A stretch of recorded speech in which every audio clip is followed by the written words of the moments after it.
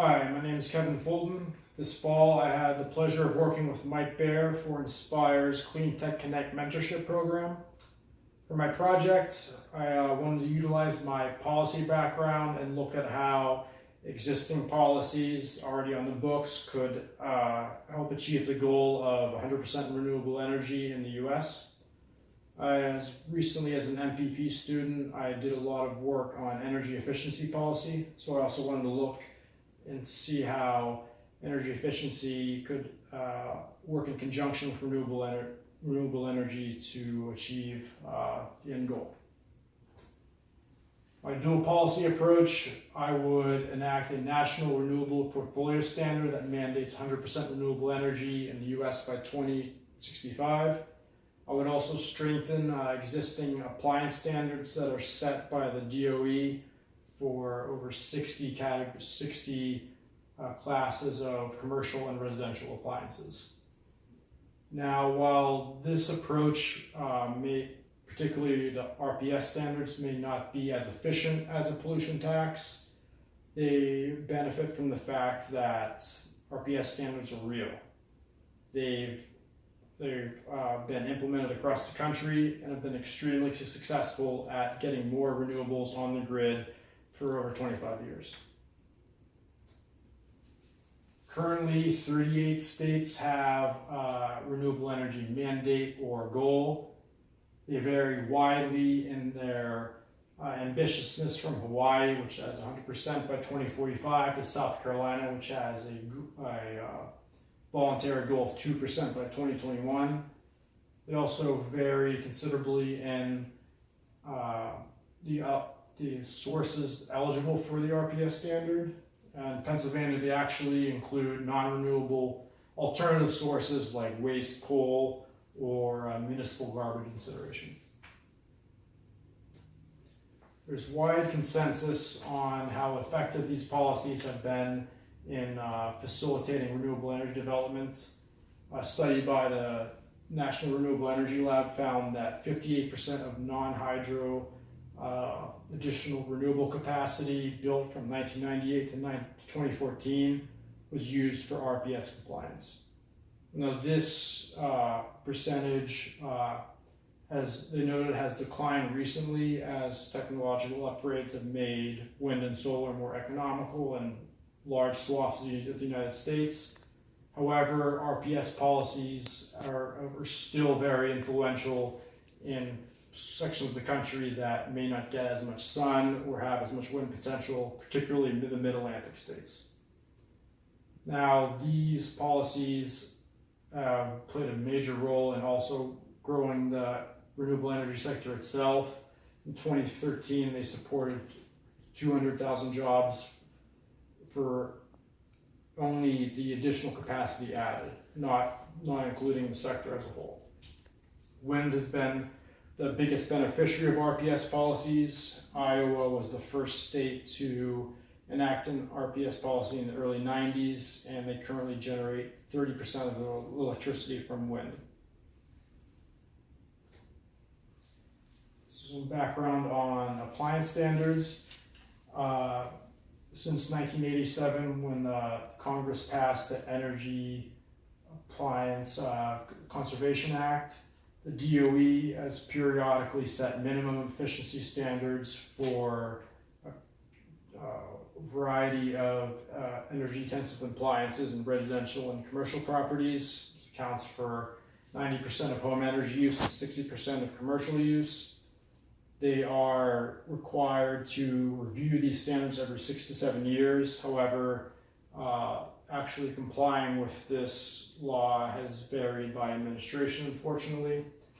Despite that, they've been very successful in reducing average energy use for major appliances at the same time without causing significant price hikes. As you can see, with washers, from 1987 to 2010, average energy use declined by 75%, while the real price of washers also declined by almost half. As you see in the picture here, I'm sure you probably recognize the Energy Star label. This is a related program that is intended to highlight the most efficient appliances. Usually by category, it's the top quartile in terms of efficiency. Energy Star is a voluntary program that is really intended to build on the success of appliance standards.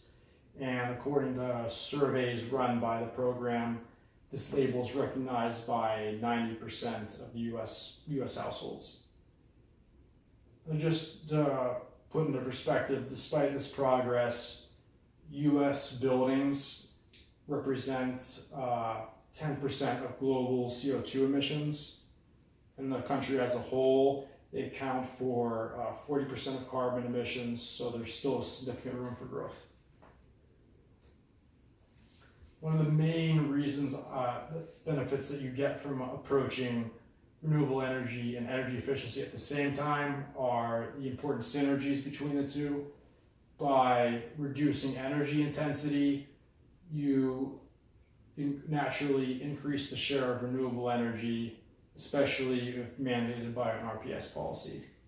The study by the International Renewable Energy Agency examined different scenarios based on from 2014 to 2030 that would focus exclusively on energy efficiency or renewable energy. As you can see, you achieve greater reductions by focusing on both.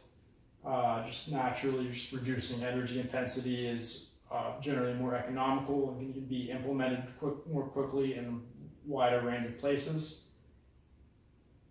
And this joint approach also just facilitates renewable energy development as well. Now, for a national renewable portfolio standard, this could be achieved by amending the Public Utilities Regulatory Policies Act. This was first passed in 1978 and was significant in breaking the utility monopoly on energy generation. The main wisdom of doing this would just be to set a minimum standard, and that would strengthen existing RPS standards in states that are relatively weak, or getting states that don't have an RPS standard on board with the overall transition that's been happening. It would allow for existing states that have policies to continue implementing them, and would just kind of set a national floor. Starting in 2020, all retail electricity providers would have to source 10% of their power through renewable energy sources, whether through power purchase agreements in the region or through the purchase of renewable energy credits. This would increase 2% per year every year until 2065. Now, this map shows how important it is to have include flexibility mechanisms with a policy at the national level. As you can see, wind energy potential isn't created equal in every state. It's heavily concentrated in the Midwest and along the coasts. So, in order to account for the unequal ability to generate renewable energy, we would, for the first 15 years of the policy, not include geographic restrictions on sourcing RECs. This would give states like West Virginia that have more cloud-covered time to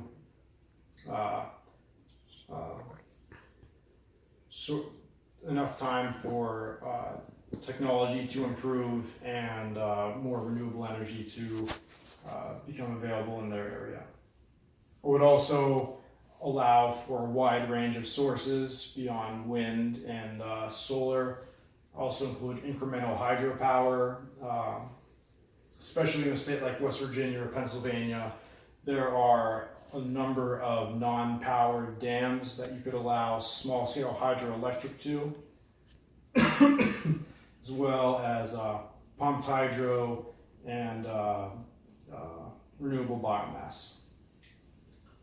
Now, in addition, some of the common flexibility mechanisms include rec banking, which allows states to bank excess renewable energy they generate, as well as alternative compliance payments that just help them, at least initially, to adjust to the program.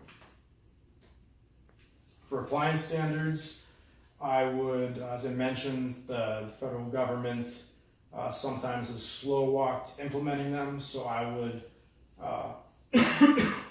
give special status to California to set their own standard that exceeds the federal level. This is similar to their authority under the Clean Air Act, where California can establish more aggressive clean air standards, and other states can opt into the California standard. I would also require all new appliances after 2025 to have IoT capability. This will be important in facilitating more steadily increasing percentage of renewable energy onto the grid. We'll see with the RPS policy and giving electricity grid managers the ability to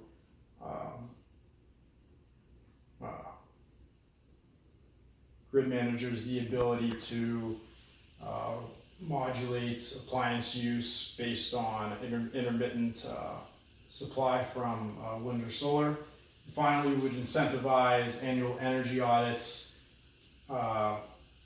similar to the principle of getting your car inspected annually. You would get your appliances inspected. If they fall below a minimum efficiency threshold, we would implement a program similar to cash for clunkers, where you would get a generous means-based rebate to purchase a new new air conditioner, stove, or dryer that's Energy Star certified.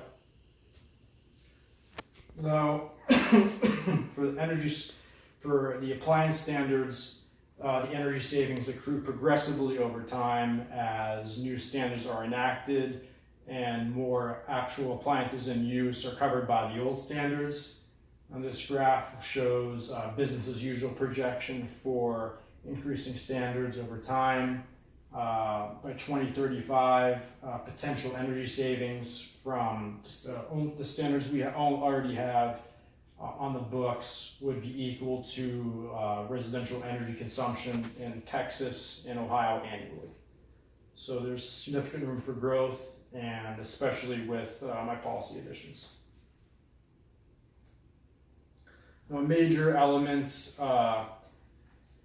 of many proposals to improve energy efficiency or renewable energy are just the positive externalities that you can achieve that beyond greenhouse gas reductions. These really don't get talked about enough, but are very important in order to build public support for ambitious policy like this. First are just major public health advances. By displacing fossil fuel generation, you reduce the incidence of heart and respiratory disease caused by a variety of pollutants from particulate matter, sulfur dioxide, mercury. And additionally, with improved energy efficiency, particularly with HVAC systems, this has been shown to decrease the spread of communicable diseases. By improving public health outcomes, you reduce healthcare costs and just overall burdens to the economy caused by missed school days or missed work. Finally, we achieve important system-wide cost savings. Appliance standards saved Americans $63 billion in energy costs in 2015 alone. By reducing energy intensity, you reduce strain on the electrical grid and the need to add expensive generating resources. And finally, by improving energy security, you improve the resilience of the grid for extreme weather events or the susceptibility they have to commodity prices from coal or natural gas that are part of a global market. And finally, there's just enormous economic development potential. solar energy installer. And as you see here, is one of the largest fastest growing jobs in the United States. 3 million Americans already work in the sector. With these reforms, that would increase exponentially, particularly for energy auditors. And these jobs are rooted in place. They're not going to be susceptible to globalization and the forces that caused job losses over the past 40 years throughout much of the country. That concludes my presentation. I just wanted to thank you again for the opportunity to participate in this program, and particularly to Mike for taking the time to meet with me over the past several weeks.